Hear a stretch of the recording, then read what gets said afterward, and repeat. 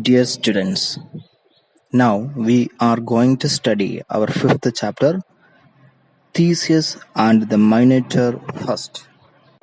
This chapter has a concluding part, Theseus and the Minotaur second, that we will study on next term only. Yes, like Bahubali film or Bahubali series, we know that that film has the concluding chapter, isn't it?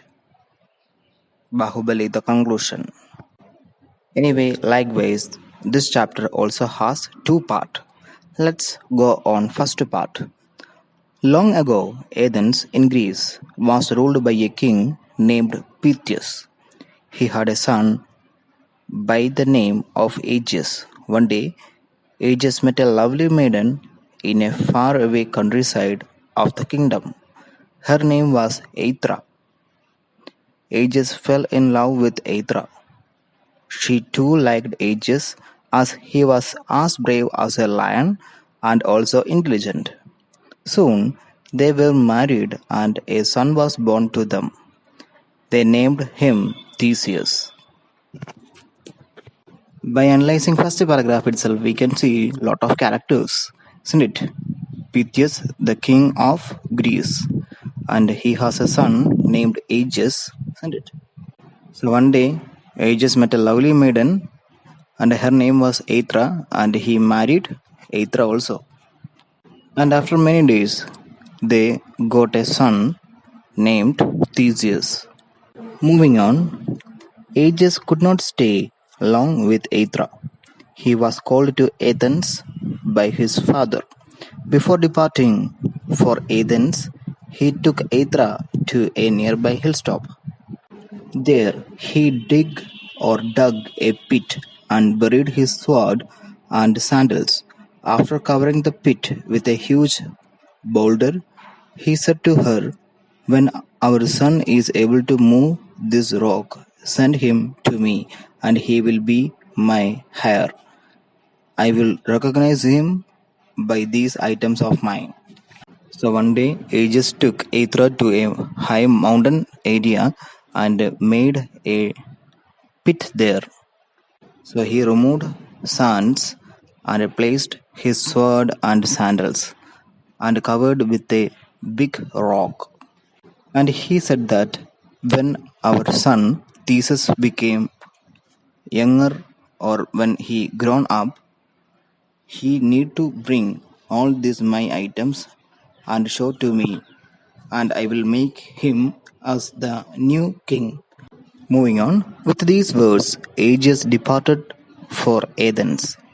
The young Theseus was brought up by his mother.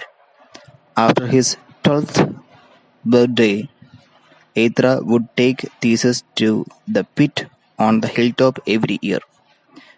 There she would ask her son to move the stone from the pit, but Theseus always failed as the stone was too big to be lifted. The young Theseus would then ask her, "But tell me, mother, what is the secret about this pit? Why is it that you keep asking me to move this huge rock?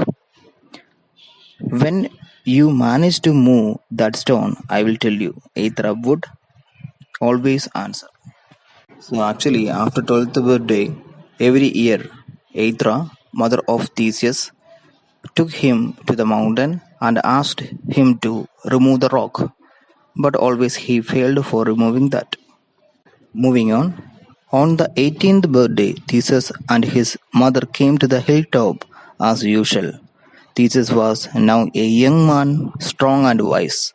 He had learned many arts and acquired a great deal of wisdom. This time he did not try to lift the stone, but rolled away the rock with the help of a strong stick. In the pit lay a golden sword and a pair of embroidered sandals. Here, embroidered means beautifully handcrafted, embroidered sandals. Now, Aethra told him the secret of their yearly visit. So, after removing the rock from the pit, Aethra is willing to say the secret. Let's know what is that. "My son, This golden sword and the embroidered sandals belong to your father. He is Aegeus, the king of Athens. Before leaving for Athens after your birth, he buried his swords and the sandals in this pit. So it was a big shocking news for the Theseus. My father is the king of Athens, cried Theseus. You never told me about him. My son, your father had commanded me to reveal you this secret only when you have moved this stone. Before he left, he told me this. When our son is able to move this rock, send him to me, and he will be my heir. Heir means next to king. I will recognize him by these items of mine.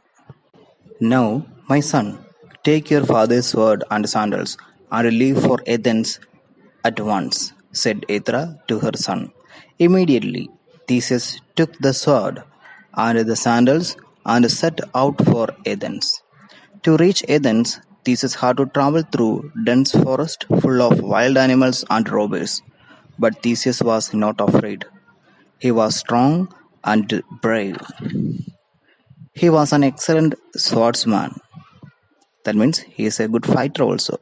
He know some arts also, fighting arts. He killed many bandits, robbers here, bandits who blocked his path. The news of his brave deeds soon reached the city ahead of him. When he reached the city, the people cheered him and took him to King Aegeus.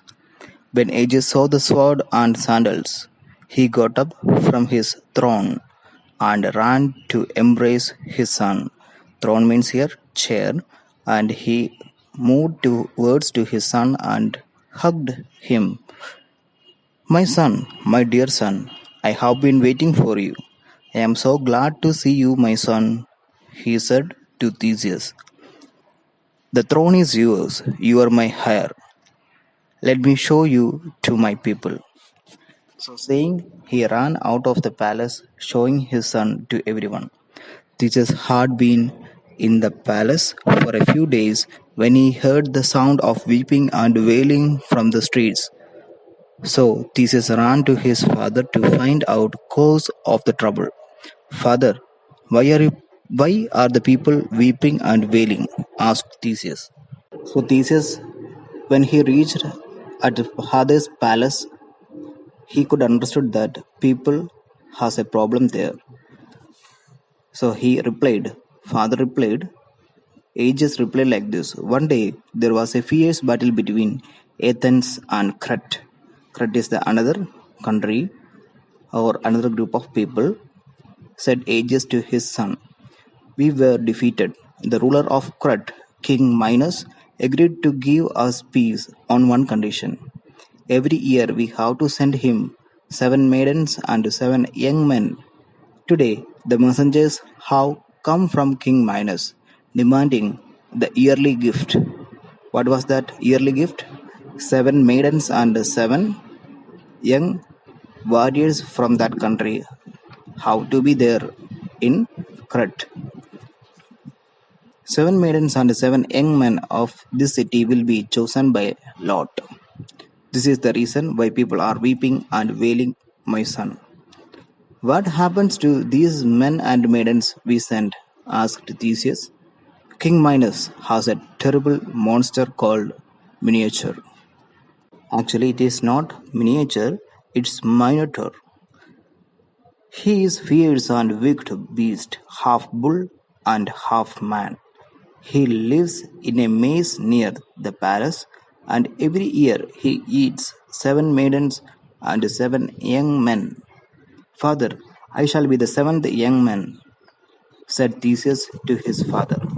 No, no, I cannot send you. My son, you are the heir to the throne. If you do not return from Crete, Athens will have no future king. No, no, I cannot allow you to go, said Aegeus, embracing his son. Aegeus tried to stop his son from going, but Theseus was determined to go. Finally, his father was forced to agree to his demand.